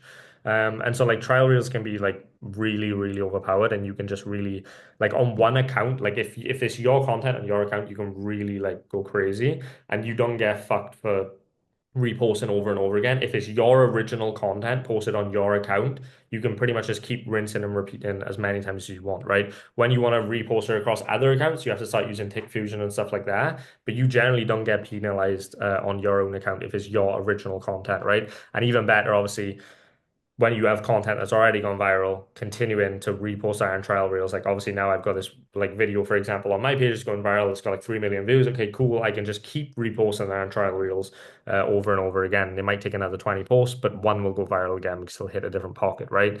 And so they let you post or create a short form content across your page hundreds of times, and if you want to scale across hundreds of accounts, right? Using obviously the trial reels feature inside of Instagram, right? So that is a big thing, right? You just need viral content, you need volume, right? Viral content plus volume. So the best way to utilize it is firstly, identify your creators' top 5 to 10 highest performing reels, drop them into a shared Google Drive, and then use trial reels to just repost them 30 to 100 times a day, right? And then monitor view spikes and just rinse and repeat. And obviously, we've done an entire mastermind on trial reels, so you can go back and watch that if you want to do that. But that is pretty much like the first part, right? What does that give you? Mass organic traffic, right? Algorithm compounding, and then zero extra effort from the creator, right? It's completely scalable. And obviously, when you run it at volume, it doesn't just feed followers, it obviously fuels sales as well, right? So more eyes, more profile visits, more OF clicks, more subs, more back end revenue. And that is how you stop relying on new content to scale and you start milking what's already working, okay?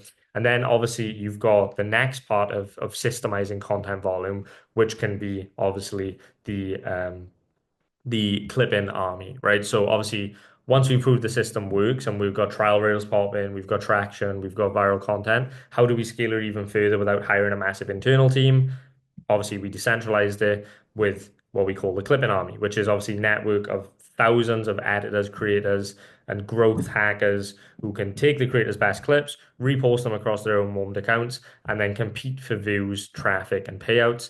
And obviously, we don't pay them hourly or salary or bonuses. We pay them per 1,000 views, right? And then obviously, we give bonuses for daily streaks, for monthly milestones, and we track everything in a shared leaderboard. And that is the like biggest key, right? So, for example, just to put into perspective, let me just show you this real quick.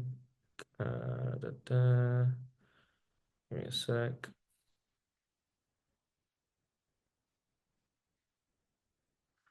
So like this is what that looks like, right? So again, on this we paid $9,000 out to Clippers, got 12 million views. But what's even crazier than that is currently, like if we go you, there is still 3,600 posts pending, right? So think how leverage that is. Like most of you will probably never post 3,000 times. Like we've got other people doing this much posting for us, right? So like this is over pretty much this is about 5,000 posts total in like the last 10 to 20 days. So imagine, 5,000 posts every 10, 20 days going out if you could create what that can actually do for you. And this obviously gets better and better. Like the people that are pulling in tons of views for this creator right now, like their pages are gonna get bigger and bigger, they're gonna get more warm, and 3 months from now, they're gonna be, 100,000 follower pages, and we'll have 20. Like this is something that compounds even more, right? As you already know, content compounds in general, but like now imagine, okay, you've got your pages for your creators, but now you've also got fucking 10 or 20 other, like out of the thousands of clippers, 10 or 20 other pages that are all going viral, that have compounded because they're following your verticals, they're following your reposting methods that you've taught them. It just becomes even easier, right? So like that's when you can really, really start to obviously go crazy. And again, it just compounds over time, which obviously makes this like a really overpowered strategy, right? So when they win, we win, and obviously you're not posting on you're not having to worry about posting anymore. You're being posted, and so it flips the whole game on its head, right? You go from creating content to now distributing content, from burning out to scaling, right? And so like you can actually build the viral engine in 3 steps. You again vertical testing, right? Start with 3 to 5 verticals per creator, post 30 clips per verticals for at least 6 weeks, right? It can take 8 weeks, it could take 12 weeks, right? Track what hits, then content vaulting, right? Stage like part two. Take the top 10 performers, or if you've got even more, take them, store them in a viral vault in Google Drive, label them by view count, comments, shares, and then automated distribution, right? Start using trial reels for yourself, get clippers to use trial reels, get clippers to use regular posts, right? Start to build that out, and then you can start to repost across 20, even 100 counts every day, 100 plus times a day, track what pops, remix that, repeat it, iterate on it, and then you can really start to go crazy, right? Because now your creator isn't just posting, their content is actually working harder than they are, and that's how you create real leverage, right? That is scale, and that is what we're building for. And that works with anything, right? Omegle clips absolutely pop off, social hacking pop off, skits pop off, even like raw chatting videos like pick me girl style do pretty insane. And so, clips of Twitch streams, clips of real life stuff, clip wherever, like these people will make a way to find it work. And that is it, right? And if it's worked once, it can work again. So if you're in a position where you've got creators that have got tons of viral videos, you can literally just keep reposting those and just hit 50 different algorithm pockets, right? Like you can literally post it 300 times. And if it just needs to hit that one right pocket, like the post video for me on my personal brand, we posted it, like I said, 90 times. And it was like the 88th time where it just hit the right pocket and blew up to like 2 million in like less than 24 hours, right? And now I know this. It's proven that I knew that video would go viral. It's proven that theory, which is why we posted it so many times, because I was like, there's no way this video doesn't go viral. Like it's a banger.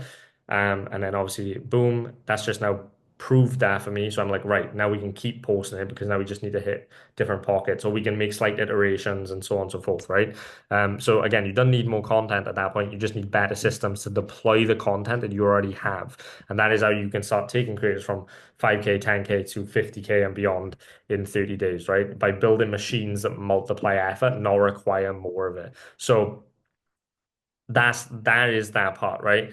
But I also want to talk about the part that most people never want to look at, which is you, right? Because at a certain point, your agency will stop growing, um, because of it won't stop growing. Your agency stops growing because of strategy and starts stalling because of you, right?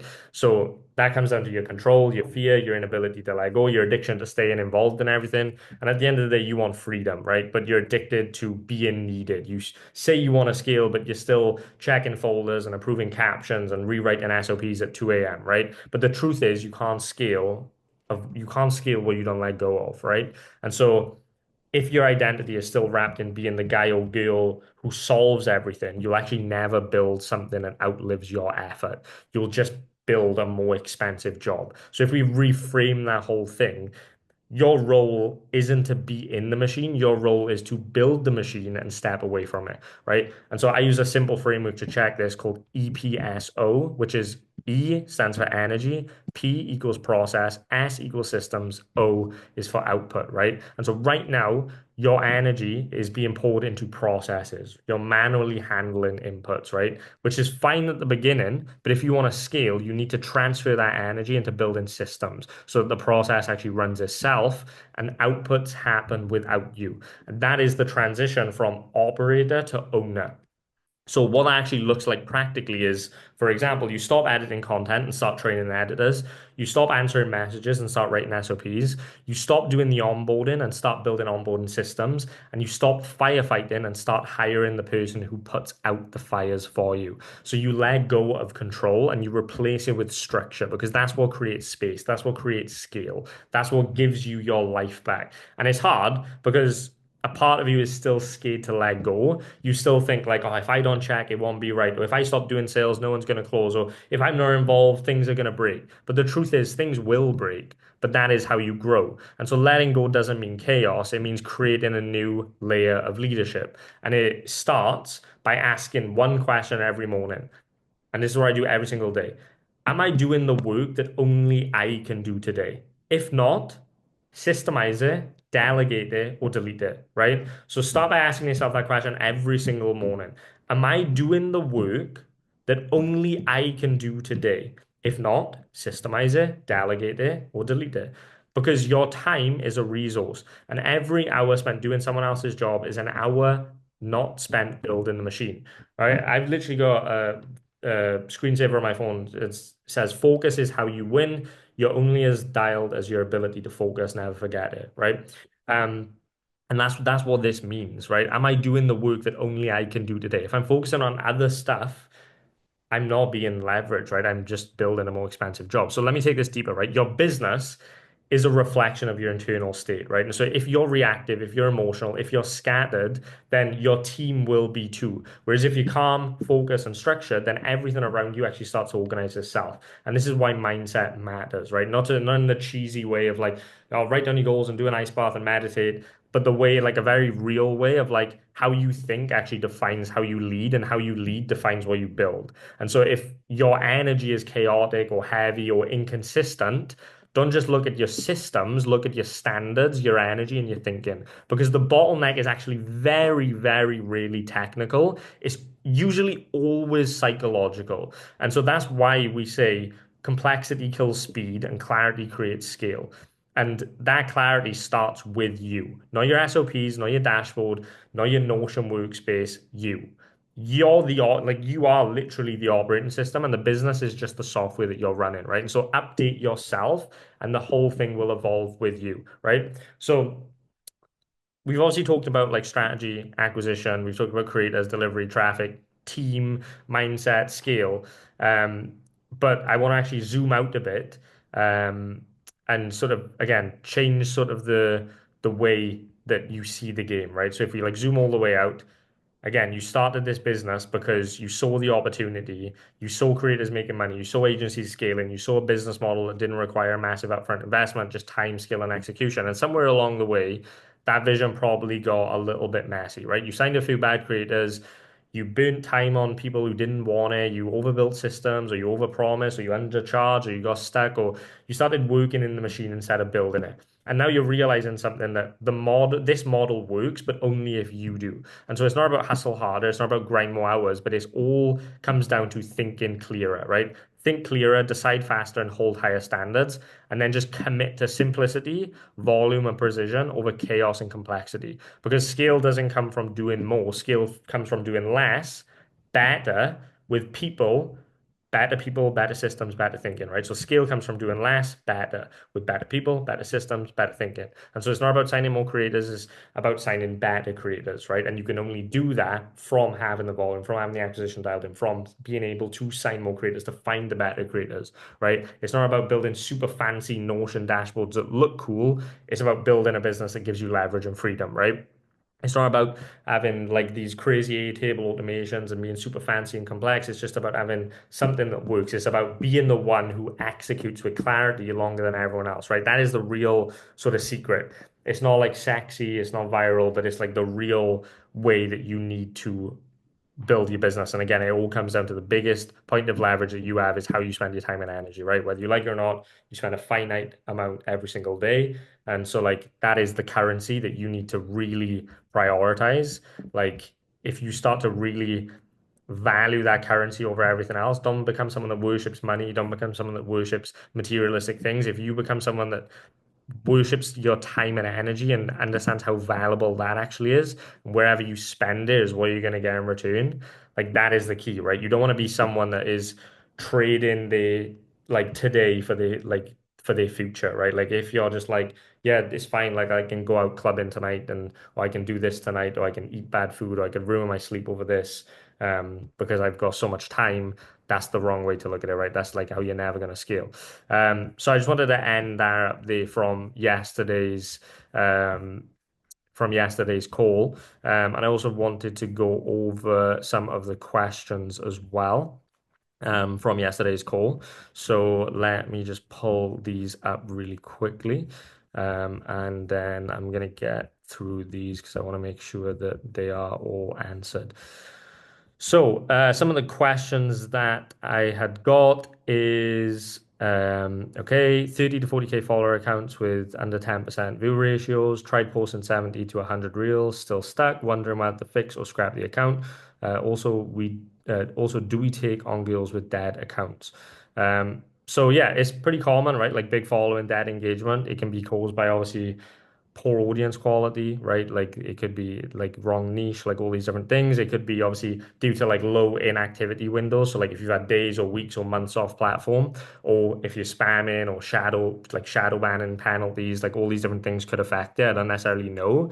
Um, Obviously, you can start to use tools like, for example, like not just analytics to just get some deeper insights to see like follower countries, for example, like if it's 40K from India, but she's in the UK, obviously, yeah, scrap the account. You can start to look at post reach versus profile views is a good metric to look at. Reels view sources, so like followers versus explore page, like where's that coming from? But the best way to solve this problem right now is do a trial reels sprint. So just run a trial reels sprint, like pick the 5 best videos across like the 100 that you say you've posted, and just repost them using trial reels as many times as you can until you start to see traction. We've actually revived. We had a couple of our creators' accounts like stagnate and we like really revived them with trial reels. So I would definitely recommend that because that guarantees it's going to get pushed outside of your main audience, right? And so then you know, like, okay, your content's fine, maybe the account's the issue, or maybe you can revive the account. But I would definitely do a trial reel sprint. If trial reels doesn't hit and it just stays dead, like you can scrap the main. That's what we did with this creator that's now doing like 300K a month. The current account was just dead. She was getting like 10,000 views a video, but she wasn't getting above it. And she was in the gym niche. And we was like, okay, let's just scrap that and start a new account. And we started a brand new account. And then we just, again, lent into the vertical play, which again took 3 months to take off. But those 3 months obviously worked really well. So yeah, it depends on what you want to do. And then also obviously ask yourself the question of like, okay, well, is this creator actually worth it? Is it leveraged? And so on and so forth. That is key, right? So that is all we care about. And also look at like what's her conversion like? Is her conversion good based on the views she's getting? So on and so forth. Um, okay. Spent a lot of money trying to remove bans on my personal, still ghosted, still shadow banned, no one reliable. Okay. Hard truth about like like shadow bans, like it is a very unreliable space, like, and there's certain levels of shadow ban which is so difficult to remove. Like especially like once a personal brand account is like really deeply flagged, there's not necessarily like a guaranteed unlock. And obviously that market is filled with scammers. Like most just use fucking like recycle token injection methods, that either like don't work or temporarily work and maybe then make the shadow ban even worse, or maybe it gets your account flagged even worse. I would obviously like recommend a couple of things. Either again, that rather than wasting more time on this, just diversify with a clean new account, right? So just treat your current account like a backup or a long tail asset, and then just build a second presence and test virality there. And obviously that's what you can do. obviously on there as well, posting from clean IPs, clean devices. That can obviously be key if you want to, obviously, I don't know where you're at in the world. I'm assuming US, so you don't need necessarily proxies and stuff. Otherwise, consider that. Obviously, again, you can also potentially, if you want to, push content from third party pages. So if you really want to revive the main page, you can obviously start to build pages around your brand, or you can start to, get shout outs, stuff like that to tag your main and start to revive that, because over time the account can build clean sort of referral traffic. Um, that's an option, but again, I wouldn't pay anyone, especially if they haven't offered like verified deliverables and sort of like token access metrics, and also if they don't, if they want payment, like for example before it's done via like crypto shit like that, I wouldn't necessarily do it. I'd always pay after. That's what I would say there. Next question is, what are the most common A tier verticals? Omegle, skits, um social hacking, even like dance trends can do super well depending on the creator. But Omegle, skits, social hacking, definitely some of the better ones, and Snapchat as well, of course. And like the sort of pick me girl edits do really well, where you just have a girl like talking to the camera, just saying some like very pick me girl sort of stuff that gets guys like really those are very heavy converting content, where a girl's sort of saying like pick me girl stuff in like a sexual way. Like for example, like I really love when a guy like eats my taco, blah blah blah. That sort of like vibe. You've probably seen that content. Obviously does really well, depending again on the personality of the creator, right? So that's something else to consider. What kind of person should we hire as a creative director? Past someone who's obviously done past work, ideally, in the space or with similar, like wherever you're optimizing for. Obviously, someone that understands the entire process, like the editing process, the posting process, like not just comes up with good ideas and understands platform trends, like understand trial reels and all these different things. Obviously, YouTube Jobs is one of the best places to do that, running a paid post. That is pretty key. But yeah, just I do a lot of it based on obviously experience, which they'll have on YouTube Jobs, but also like gut as well. Like I do a lot of hiring based on my gut. Like, do you trust the person? Do you think the person's like actually knows what they're talking about? Can they teach you something? So like I always look at, can they actually teach me stuff? Like if I'm hiring a creative director, they need to be better at creative direction than me. And if they're not, then I'm not hiring them, because I'm not hiring a like an executive role like a creative director to mentor them and coach them. I want to hire them to where I'm hiring one to hire 10, right? Like I'm hiring them, I'm expecting them to know how to manage people. I'm expecting them to be able to build out my team and be able expecting them to find editors, maybe assistant creative directors, all these different things as we start to scale. That's what their job is. So they need to be very capable, not just someone who comes up with good ideas. So that's what I would say. Um, cool. What's the use cases for AI face swap? I mean, the use cases can just be can just be like remixing reels, right? Like that's probably a good use case for AI face swap. There's obviously other use cases, but that's probably the most simple, easy one. Let's have a look. Using model as a recruiter, second account outreach. Yeah, that's a good move. As long as the second account looks like personal but sort of curated. Obviously that you're using good openers as well, following the outbound systems. Obviously, and again, tracking conversions as well. And yeah, just offer the a girl a percentage as well, so she'll actually take it seriously. 5% of signed creators, for example, and 2.5% of the creators they sign, just so she'll actually take it seriously if you're going to be using a model as a recruiter. What are some automated posting tools? Later.com, Metricool, tons of different ones, Postbone, so on and so forth. Um, for trial reels, still posting manually right now. Okay. Is it risky to run a 5K plus $5,000 plus clip-in army budget if we don't have all the cash up front? So the way clip-in works is you can't do that. So you actually have to have the cash up front. So you would actually have to deploy the balance. If you want to do 5K, you'd have to deploy that 5K, and then that 5K just gets distributed. So there's like, you can't necessarily like put a 5K budget unless you actually deploy the 5K. Um, And yeah, obviously it's performance based, so it's still a real campaign, and it does require obviously cash to float the reward before the conversion hits. So you do have to float the upfront balance. So that is key. Now, obviously, risks with that, if you want to talk about risks, if you run a 5K budget across 30 days, and let's just say you pay on average $1 per thousand views above any video that gets 50,000,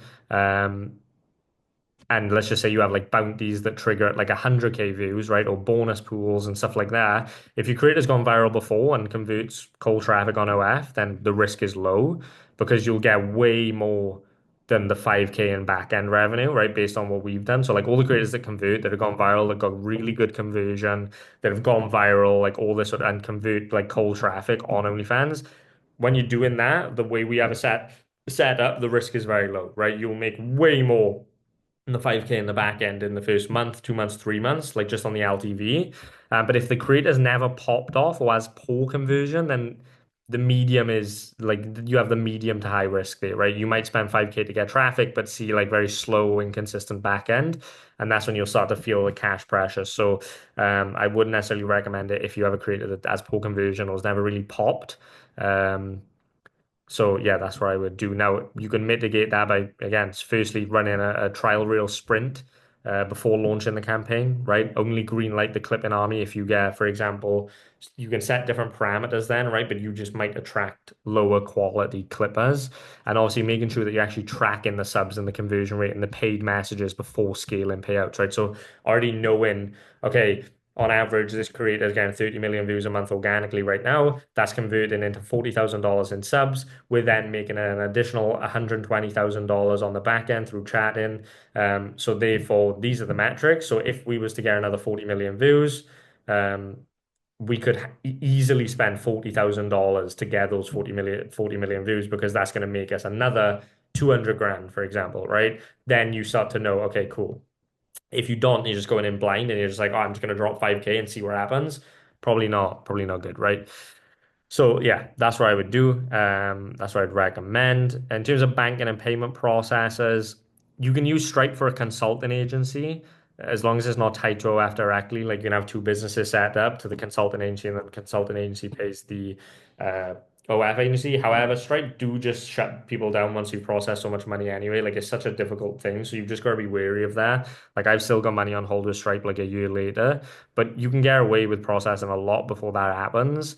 Warp's probably a good high risk solution right now if you do set up that way for sure. Like if you set up as a consulting agency or like an influencer agency, like Warp's probably the best right now as a high risk solution because then it's just yeah you can obviously also take crypto and stuff on Warp, which is pretty sick. Um, that's pretty decent. You can use Paxum again, bank transfer, of course, Skrill, of course, you can use. And to make it like if you want the easiest solution, but you want to pay high fees, if you want to guarantee compliance, if you want to guarantee that you could literally say your OnlyFans, you can say it's Phoenix International, like if you want to guarantee that, and if you also want to guarantee reoccurring payments, if you want to guarantee the model's not going to run off with the money, but you want to pay a high processing fee, you can use Get Melon. Get Melon is good. If you go over 20 creators, you can negotiate the price down, but it's 5%. And like 5% is a lot for a processing fee. But they will literally like with it, you can it's automatic. Everything's done for you. So you literally do nothing. Like you don't have to worry about chasing creators. You don't have to worry about sending invoices. Like it's all automated, but it is 5%. But if you go over 20 creators, they do drop it for you. Like you can negotiate. We have multiple different ones. We don't just use one method because we like to diversify because we've been burnt so many times by just having one. So like we have multiple of each. Like we have like three businesses, like three different businesses. It's pretty complex setup. Three different businesses. We use like everything. We use Skrill, we use fucking Paxum, we use um like everything, GetMail and so on and so forth, like multiple different processes for the multiple different businesses just to diversify because we've got fucked so many times on that in the past. But yeah, um those are the main payment options. And yeah, GetMelon is a decent one, but it's just very expensive. How many reels should we post on trial reels per day? Can we upload about 10 different types of reels at once? Yeah, you can upload 10 different reels at once for sure. Okay, cool. Yeah, well, that's going to be it for today's call. I just wanted to finish yesterday's call and answer some questions. Obviously, these are not usually my day mastermind calls, but yeah, I will speak to you guys next week. Hope you found some value and peace.